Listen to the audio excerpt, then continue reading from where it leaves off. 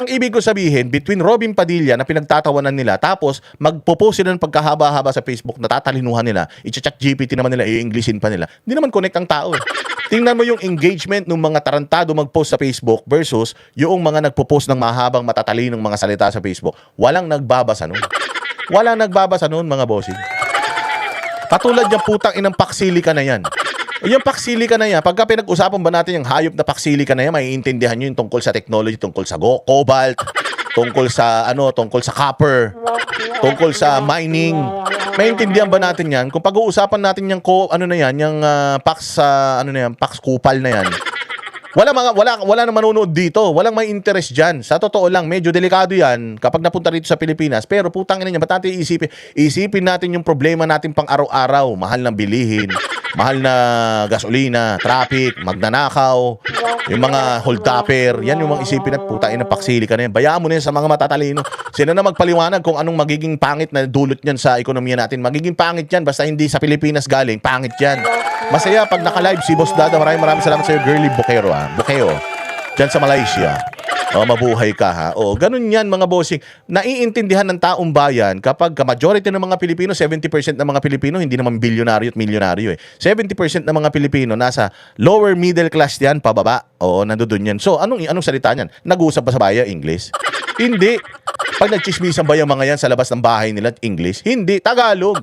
So, mas lamang yung nagsasalita ng Tagalog kesa dun sa mga nagsasalita ng English. Kaya itong mga tali-talinuhan English ng Inglesan, para kayong mga tanga, hindi nyo naaabot yung mga kababayan nyo. Kaya nga ito si Bongbong, kita mo, panay ang English sa kanyang mga sona, panay ang English sa kanyang mga speeches. Putang ina, tanga naman.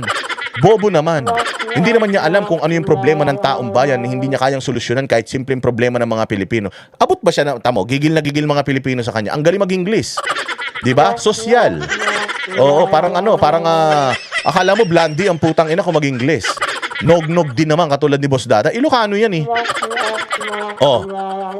Nakaka-relate ang tao sa kanya? Hindi na nga siya nakaka-relate sa tao. Hindi pa nakaka-relate ang tao sa kanya. So, mas okay yung Tagalog magsalita. Kaya nga, number 1 si Senator Robin Padilla sa senatorial survey. Bakit number 1 siya? Because people understands Robin Padilla. And Robin Padilla understands ang taong bayan. Masa si Robin Padilla, galing din naman sa hirap yan eh. Galing yan sa kulungan. So, kumbaga yan, namuhay yan among us. Namuhay siya among us. Hindi siya katulad ni Bongbong Marcos na habang panahon namuhay yan ng merong pulbos sa ilong. Ganun, relatable. Tama ka dyan, bargain shopper. Relatable, yun ang importante. Tingnan mo si Inday Sara. Si Inday Sara, sa totoo lang, kaya nami-misinterpret nila si Inday Sara kasi Bisaya sila eh. Katulad yan, yung gusto ko nang putulin yung ulo niya eh. Yung sinabi ni Baste na ulo lang naman ni Bongbong ang kailangan namin. Itong mga tatanga-tangang mga Tagalog na nga yan, putsang ina, hindi nyo pa naiintindihan. Alam nyo naman yung ibig sabihin, pero binabago nyo. Yan ba yung mga matatalino na gusto nyo? Ikaw, bilang isang normal na Pilipino, alam mo naman kung anong ibig sabihin ni Mayor Basti Duterte nung sinabi niyang ulo lang ni Bongbong ang kailangan namin. Nung sinabi naman ni Inday Sara na-imagine niya na pinupugutan niya ng ulo si Bongbong dun sa isang event alam nyo naman, naiintindihan nyo naman yun. Taas ang kamay dito nang hindi nakakaintindi ng mga ibig nilang sabihin doon. Etong mga nag-i-English sa TV. Etong mga nag-i-English diyan sa kanilang mga post sa social media. Putang inan yan, Tagalog na hindi pa nila naiintindihan. Hindi ba? Abnormal lang. Sila ang mga Duterte, mga Bisaya yan. Lihiti mo ng mga Bisaya yan. Alam mo yung mga Bisaya, mas magaling sila mag-English kaysa mag-Tagalog. Bakit? Bakit sila nagtatagalog kapag ini-interview sila? For you to understand. Kinausap ko na si Mayor Baste tungkol dyan eh. Nagkasama kami ni Mayor Baste. Sabi ko sa kanya, Mayor, yung podcast mo, tsaka yung podcast mo, Bisaya man. Yung mga speeches mo sa Maisog, sa Cebu, sa Davao, Bisaya man. Wala mo makaintindi niyan. Sabi ko, mas maganda sana Tagalog kasi marami pa rin naman mga Pilipino hindi nakakaintindi ng Bisaya. Although malaki ang crowd ng Bisaya, Tagalogin mo para maintindihan ng mga Pilipino. Alam mo, sagot niya sa akin, Boss Dada, saan ba ako nagsasalita? Nagsasalita ako sa Cebu. Alam naman managalog ako sa Cebu. Nagsasalita ako sa Davao. Alam naman managalog ako sa Davao. Ang salita namin dito, Bisaya. Pag nasa Maynila ako, nagsalita ako doon, magtatagalog ako. Kasi nasa Maynila ako. But kung nasan ako, irerespeto ko yung yung kultura. Kung nasan ako, magtatagalog ako, ay magbibisaya ako. Kung marunong ako mag-Ilonggo, pagpunta ko ng Bacolod, mag-Ilonggo ako. Pero kung hindi, magtatagalog na lang ako. So, ang ibig dito sabihin, kailangan, kapag ka nagsasalita ka, siguraduhin mo na naiintindihan ka ng mga nakikinig sa'yo. Oh, hindi ba natin naiintindihan ng English? Naiintindihan natin. But, if you can speak Tagalog, why speak English? Diba? Nasa Pilipinas ka. So, paano mo ngayon i-convey sa taong bayan sa mas maiintindihan nila na paraan? Kasi pag nakinggan ko siya ng English, ko pa yan, i-convert ko pa yan to Tagalog para maintindihan ko. Versus, sasabihin mo na kagad in Tagalog, o sa matalinhagang salita, sa mother tongue natin, Tagalog, maintindihan ko na kagad. Hindi ko na pahirapan yung sarili ko. So, lahat ng sinasabi mo word per word, maintindihan ko na kagad. Di ba? Oh, so, bakit ka pupunta dun sa mga English ang tali-talinuhan? Putya, hindi naman yun ang kailangan ng bayan natin. Minsan nga, yung mga matatalino, sabi ko nga sa inyo, yung mga matatalino, yung pa yung mga magagaling magnakaw sa atin. O, doon sila. O, kaya doon angat na angat ang mga Duterte, doon angat na angat si Robin Padilla. Si Chis Escudero, kahit papaano, angat siya kasi nagtatagalog siya. Abogado yan, magaling yan. Pero, nagtatagalog siya. Kasi nga, yun yung maiintindihan ng tao. Etong mga putang ina mga tulpo na to ng mga panggap. Etong mga tulpo, mga panggap na to ng mga dati ng mga hampas lupa, ngayon nagsiyamanan na, hindi natin alam kung saan galing ang yaman. Kung mag-in-English, putang inang yan, pag pumikit ka, akala mo kano eh. Hindi ba? Pag pumikit ka, akala mo, ay puta ina, si ano siguro, Blondie siguro to nagsasalita na ito. Siguro may mga pekas itong nagsasalita na ito. Pag bukas ng mata mo, putang ina, mukhang unggoy. Tarantado, di ba? Sometimes, you have to bend the law. Okay ng ina mo, magtagalog ka. Tagalog ka man eh. Pag nagbabalita ka naman nun sa TV Patrol, Tagalog ka eh.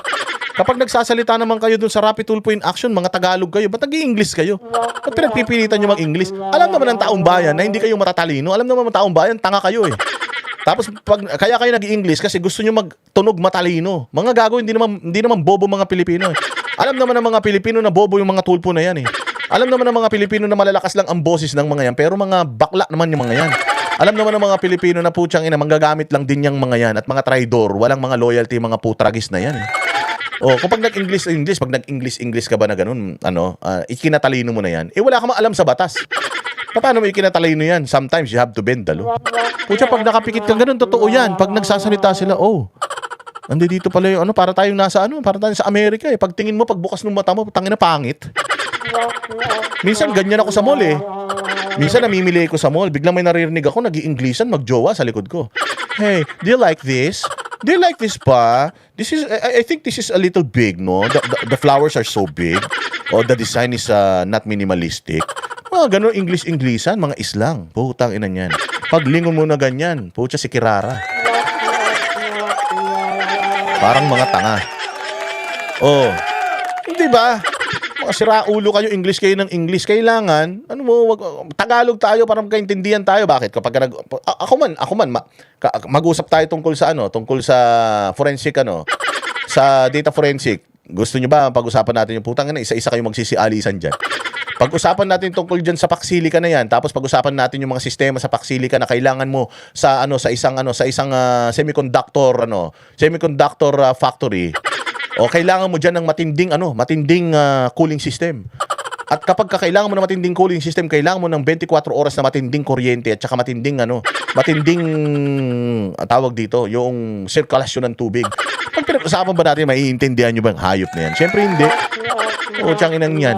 Walang mangyayari sa kwentuhan natin, nagsayang tayo ng oras pare-pareho. Pero pag ang pinag-usapan natin, pag pinag-usapan natin doon sa problema ng bayan, mahal na presyo ng bilihin, bigas, karne, yung mga salot ng mga magnanakaw, adik, tapos itong mga kabobohan ng mga politiko natin, relate tayo dyan. Kasi pare-parehas tayo, yung di napapansin natin, uy, parehas tayo inisip pa. Di ba? Oh, pag tama yan, sorry, pa English, pag tingin mo, pangit. Sira pa yung sapatos. Okay man yan, practicein yung English. Wala mong problema yan. Practice, mga galing man tayo mag-English, practicein yung English, ayos man yan. Pero kung isusub mo sa mukha ko na magaling ka mag-English para sabihin na matalino ka, gago, hindi ganun yun. Hindi sa English nasusukat ang pagiging matalino ng isang tao. Ang pagiging matalino ng isang tao, nasusukat yan doon sa nagkakaintindihan ba kayo? Baka nga ang galing mo nga mag-English pero yung nakikinig sa'yo nakanganga lang kasi hindi ka naman niya maintindihan. Paano ka naging matalino nun? Na hindi mo nga maipaintindi sa kanya yung sinasabi mo because you're not speaking the vernacular. Oy. Ashme, dyan sa Japan, Ashme. Maraming salamat sa iyo, Ashme. Mabuhay ka. Oo, mabuhay ka. Maraming salamat sa iyong sa iyong donasyon. Huwag kayong titigil huwag kayong titigil sa pagpapakulay diyan dahil pag tumigil kayo sa pagpapakulay diyan, wala na. Oo, didilim na ang natin, ang mga panahon natin pag ganyan. Baka makulimlim na, tag-ulan na nga eh. Di ba? O si Sir Jack, tingnan mo. Sabi nito, si Sir Jack nga naiintindihan ko eh. O imagine mo si Sir Jack ngungo na mag-i-English pa. Mahirap na intindihin yung salita niya tapos mag-English pa siya. Magaling man na mag-English yun. Graduate yun ng degree holder yun sa FEU si Sir Jack. Alam niyo ba, patawa-tawa lang yun. Matalinong tao yun si Sir Jack. O imagine niyo ngongo na siya, mag-English pa siya. Anong kahihinatnan yung dalawa? Tangina, baka magsabunutan kayo ng katabi mo pagka ganyan. Walang hiya kayo. Sa Japan, masyado tayong sa English. Sabi nila, kailangan magaling ka mag-English para yumaman ka. Ulul, yung Japan nga, hindi marunong mag-English tao doon, ang yaman eh. Yung China, walang marunong mag-English doon, kahit yes, no, walang alam, pero ang yaman ng China eh. Tingnan ninyo, yung mga bansa na hindi naman magagaling mag-English, hindi naman nila, tawag dito, mother tongue ang English. Pero kita mo, ang yayaman nila. Bakit? Putsang ina, hindi mo kailangan ng English para yumaman. Pero dito sa Pilipinas, putang ina niyan, gusto nila mag-English para magmukhang mayaman. Dahil dito sa Pilipinas, lahat ng tao dito panggap. Puro kayo mga panggap. Panggap na matalino, panggap na abogado, panggap na ganito, panggap na ganyan. Mga ulol, magpakatotoo kayo sa sarili ninyo. Aminin ninyo na itong administrasyon natin na ito, bulok. Tangina ninyo, pinagtatanggol nyo pa. Magnanakaw na pinagtatanggol nyo pa, mga walang hiya kayo. Simula na tayo. Grabe naman kayo, puro kayo ganyan eh. Real talk yan. Kaya ngayon, ganyan si Robin Padilla. Grabe, number 1 si Robin Padilla. Ang ganda ng interview namin kay Robin Padilla. Ulit-ulitin nyo. Kasi, sabi nga ni Robin Padilla tsaka ni Lito Banayo nung natapos yung aming interview. Humingi ako ng dispensa eh. Kasi, ang Banateros talaga, hindi yan katulad ng mga panggap na mga putang ina mga panggap na mga journalist, broadcaster na yung projection, pa-project, ganyan. Hindi kami ganun. Kung ano kami sa mga vlog, medyo nililinis lang namin konti, menos damura. Pero yung personality namin sa vlog, ganun pa rin kami pagka nag-i-interview kami ng mga politiko. Masaya yung kwentuhan namin. Para ka lang nagkukwentuhan, parang kulang na lang alak. Ganun kami mag-interview, kaya tuwan-tuwa yung mga nakakanood. Kasi kung ano yung mga tinatanong namin, yun din yung tinatanong ng mga kababayan natin, lalong-lalo na yun sa mga nasa comment section. Yun din ang tinatanong nila. Ganun kami mga Banateros. Kaya nga, sabi nga ni Lito Banayo, sabi ko, Sir Lito, alam ko naman, disente kayong tao. Nagsisi po ba kayo na bakit kayo napunta sa ganitong klaseng interview? Puro abnormal yung mga nag-i-interview sa inyo.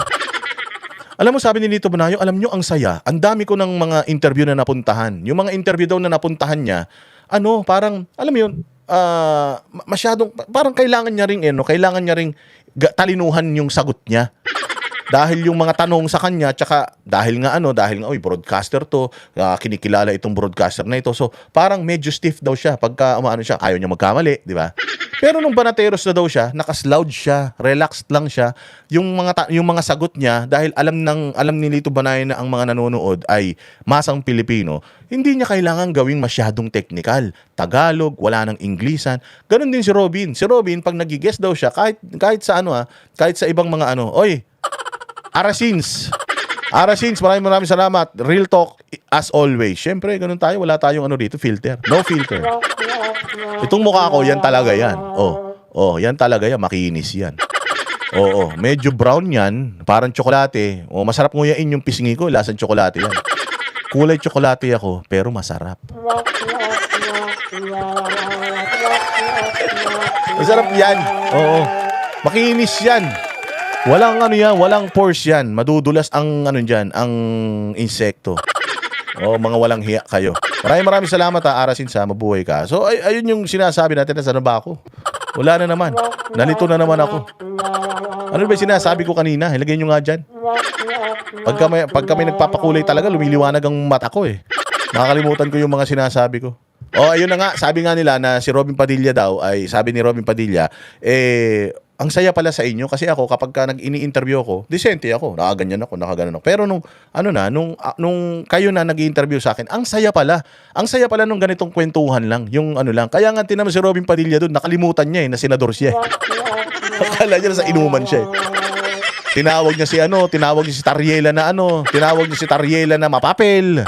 Tinawag niya si Redon, hindi daw si Redon yun ang ibig niya sabihin, si Chua. Tinawag niya sila Chua, sila. Di ba for the longest time, magalang yan si Robin eh. Oy, Lin Albano, salamat sa iyo dyan sa Japan. Domo arigato gozaimasu. Oo, di ba? Sanay si Robin, magalang yan eh. Opo, ganun yan si Robin Padilla eh. Pero nung nakasama namin siya, 2 oras, walang iya, bakbak talaga siya eh. Nakakalimutan niya na senador siya, talagang ratrat siya ng ratrat. Pero kami marunong naman kami katulad dun. Pagdating sa impeachment, di namin siya tinatanong, si Lito Bernay tinatanong namin. Kasi mahirap eh, senator judge siya eh, so nire-respeto namin yun. Ayaw namin siyang i-on the spot. Pero ang tindi kasi nito ni Robin, nakalimutan niya na, na senador pala siya, na statesman siya. Bumulwak talaga siya doon eh. Ganyan nga galing ang mga banatero. So pagka in-interview ka talaga ng banatero, so you-expect mo, unconventional.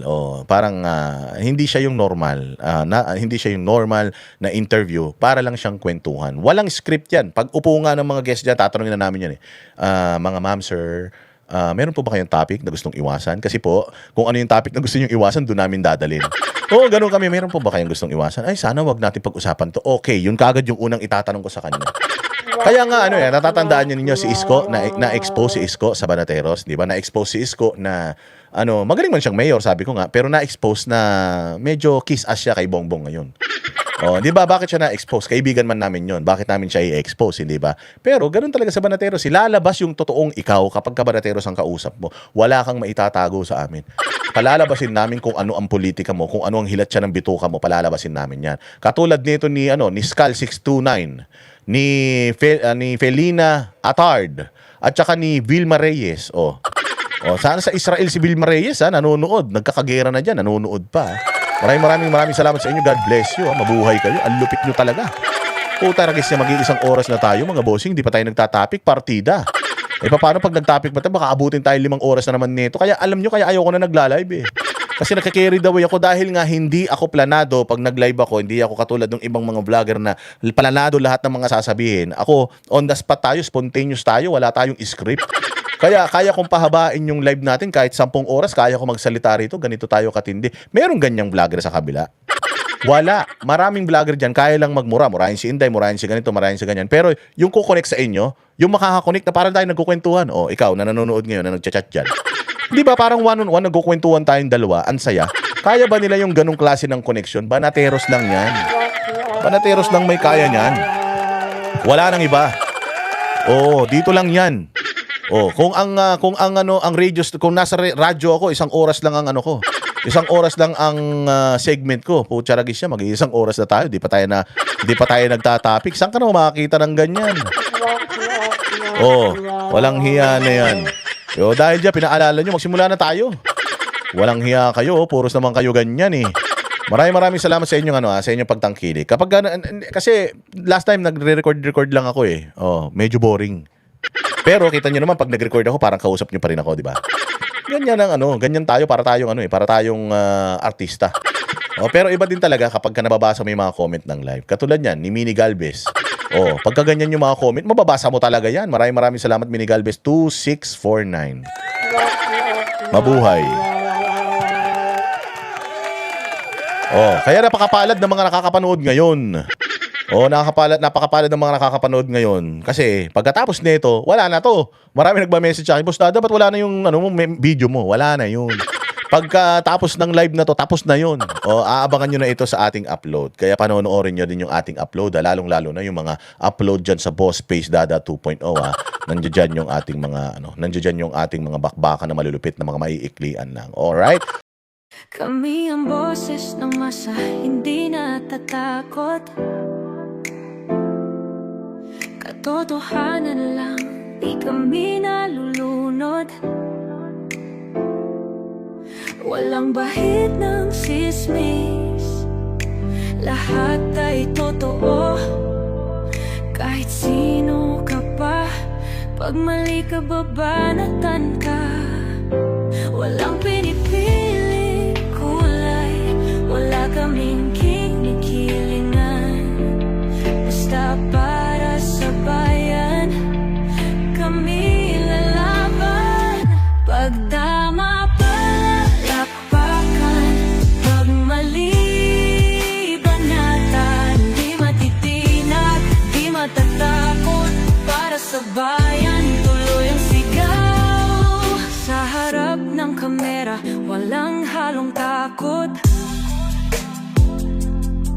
mga baluktot, lahat kayo'y tutumba.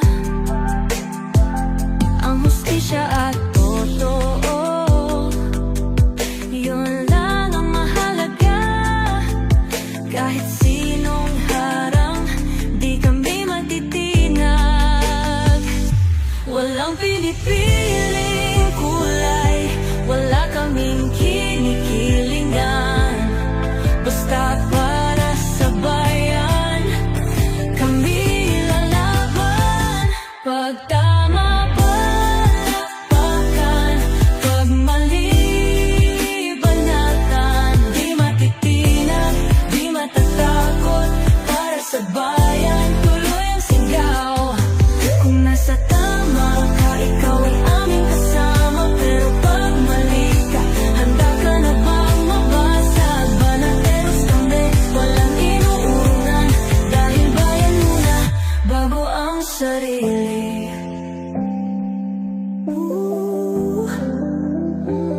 Bago ang sarili.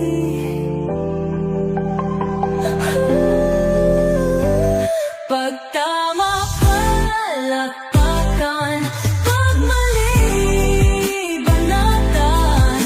Banateros ang sigaw, katotohanan ang